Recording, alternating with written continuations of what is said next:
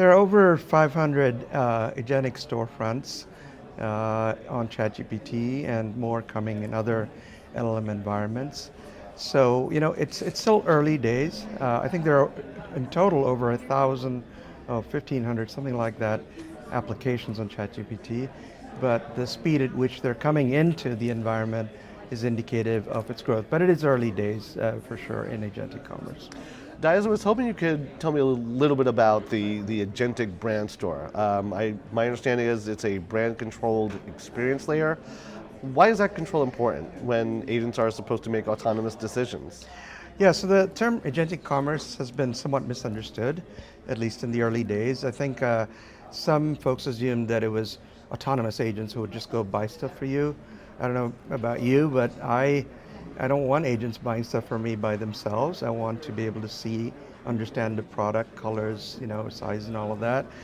So that is one misperception. The other is that somebody would just see an image of a product and the price and click on it and buy. And this is the instant checkout, as it was called.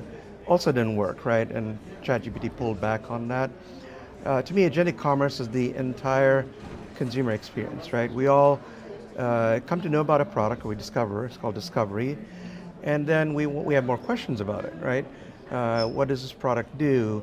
What color is it available in? What can I use it for? What can I not use it for? And so on and so forth. So it's some discovery. And there's experience. We want to, imagine ourselves owning that product, right? Or learn about others that are using the product, learn from their experiences. So that's the experience phase. And then, and only then, once we've made our choice, we want to buy. And I think in a rush to implement agentic commerce, people are focused just on, the agent will buy it for you, or you can just click and buy. I think the full experience is what matters. So agentic brand store is about that entire experience, from discovery to the actual engagement and experience to finally checkout. And checkout is important, after all. You're there to buy something, but it's the whole experience that we're talking about. That really brings us to the idea of how perceptions of relevance, brand relevance, are changing. The baseline is now being set in AI. So for brands not yet in agentic commerce, how far behind are they if they wait another, say, 6 to 12 months? Yeah, agentic commerce and LLMs themselves have brought about a pretty significant challenge for brands. And the reason has to do with the way LLM and agent technology itself works, right? So these agents can't visually see your products or, look at them. They only understand data, right? And so you think, okay, well, I have product data, so I'll just feed it product data. However, product data doesn't have the kinds of descriptions for how consumers ask for products. So somebody might say, I'm going camping this weekend, what should I be buying, right? Now, if you look at descriptions of camping equipment like tents and, and such, it doesn't actually describe how you'd use it for camping. So there's a big disconnect from a product content standpoint between how products are described today and have been for the last 25 years and how consumer questions are being asked. And that's the gap for brands. And so brands are having to work extra hard to figure out how to almost re-describe their products in the way agents on behalf of consumers can understand them. Diaz, first movers will be hardest to displace. That's generally been a truism. But are they building defensible advantages at this moment, or is the market still too early to know what wins? Yeah, if I compare it to the early days of search, right?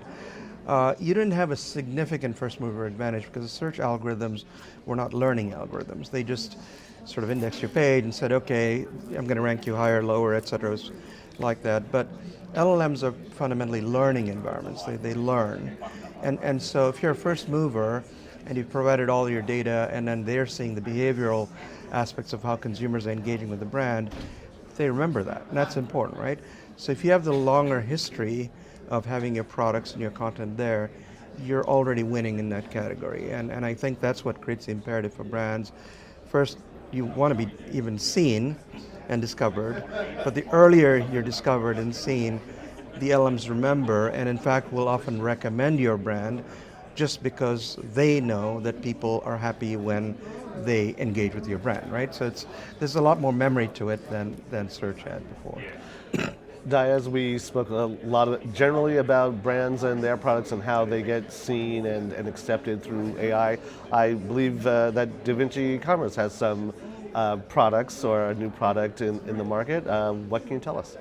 Yeah, so when we first launched, we were focused on the experience part of it, meaning the storefront and how consumers can learn more about products and experiences and so on. And then as we talk to customers and our partner, Accenture, who we've been working with very closely, what we learned is that the brands were worried about a much bigger issue, and that is broad discoverability and even the entire journey. And also, the world is just not ChatGPT, although ChatGPT is a big part of it. There's Gemini and Claude and many, many such conversational environments. So we took a step back and said, okay, what do we need to do to help brands become present in these environments through the entire phases of discovery, experience, leading to purchase. And so we went into, we call it internally surge mode. We're like, hey, we have to figure this out. And our engineers went and built some very sophisticated technology around product content enrichment, which is how do we read, describe products in ways that agents can understand them. And then how do we publish that content to each of the different LLMs, other chat surfaces, including your own website, and so on. So it's a pretty comprehensive enterprise grade offering that we announced. And so far, even here at Cannes, I've spoken to some very big brands. They're super excited about having not a set of point solutions addressing each of these, but a comprehensive enterprise platform that will ensure their presence and engagement with consumers is guaranteed on LLM platforms. Diaz, one last question about the future of agentic commerce.